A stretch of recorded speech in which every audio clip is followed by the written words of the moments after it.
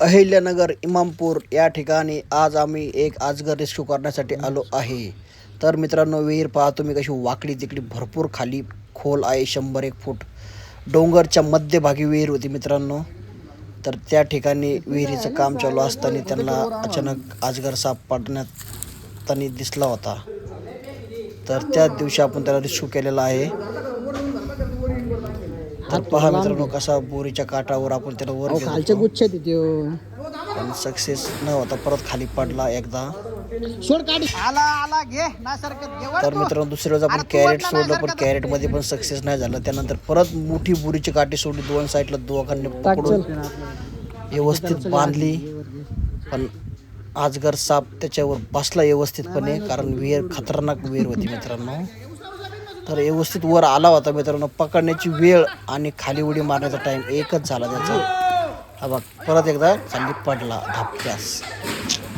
तर मित्रांनो, त्याला लागला असेल भरपूर.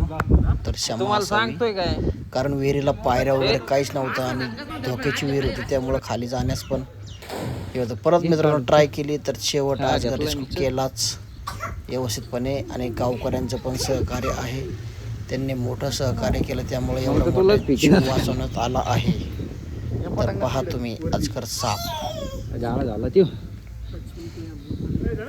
हे तिकडे चारही डोंगराच्या मध्यभागी विहीर होती. काठी बांधून ठेवा दोन मी नाही बांधून ठेवा. तर मित्रांनो, अशीच व्हिडिओ आवडली तर लाईक शेअर नक्की करा. सोडा बांधून ठेवा.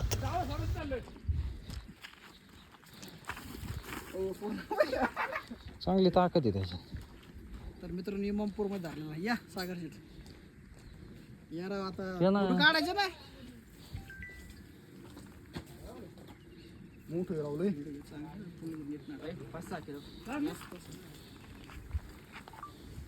चला जरा कोण काढायचे फोटो नाही बा आम्हाला